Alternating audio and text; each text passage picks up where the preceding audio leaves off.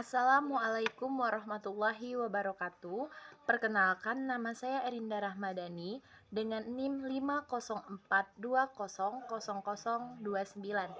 Saya dari jurusan Manajemen Keuangan Syariah, Fakultas Ekonomi dan Bisnis Islam dari kelas MKS 1A. Baiklah, di sini saya akan mempresentasikan sedikit tentang karangan. Yang pertama, saya akan menjelaskan tentang pengertian karangan.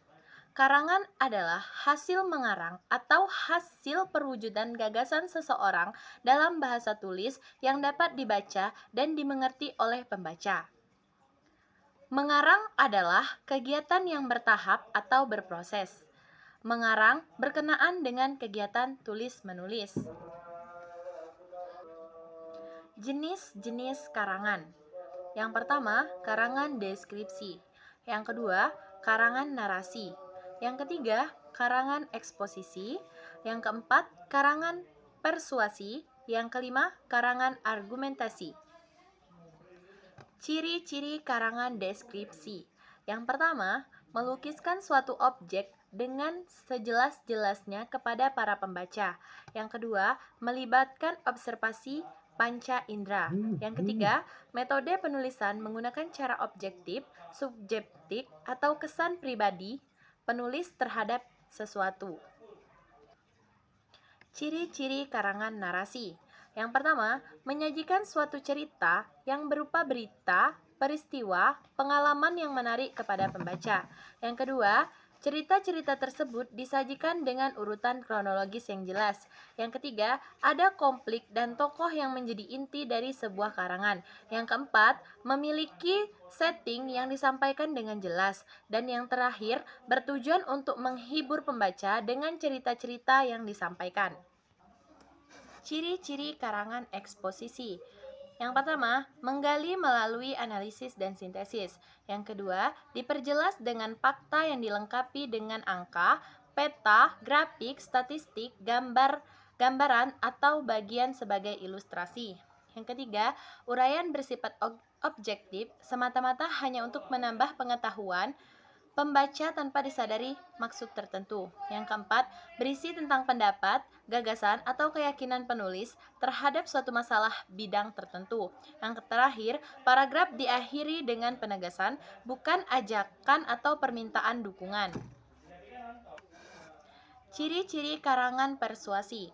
Yang pertama, ada bujukan atau ajakan untuk berbuat sesuatu. Yang kedua, persuasi bertolak dari pendirian bahwa pikiran manusia dapat diubah. Yang ketiga, harus menimbulkan kepercayaan para pembacanya. Yang keempat, persuasi harus dapat menciptakan kesepakatan atau penyesuaian melalui kepercayaan antara penulis dengan pembaca.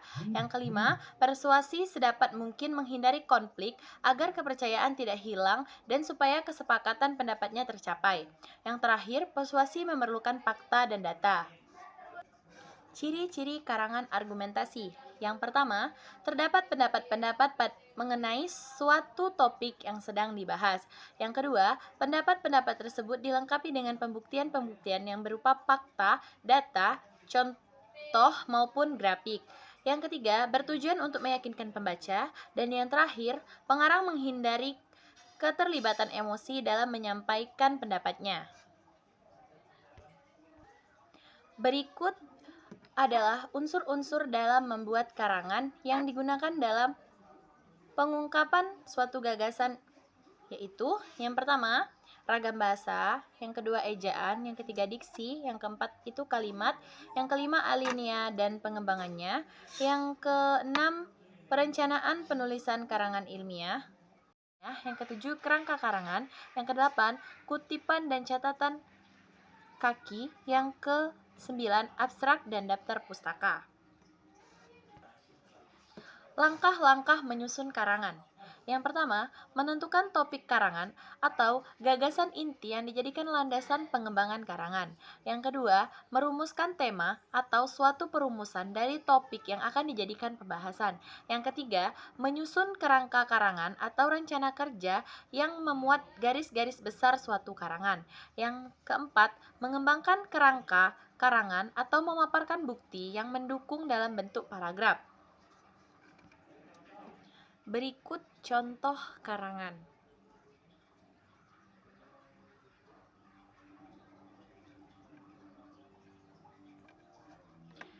Baiklah, sekian dari presentasi saya. Semoga bisa bermanfaat dan bisa dipahami.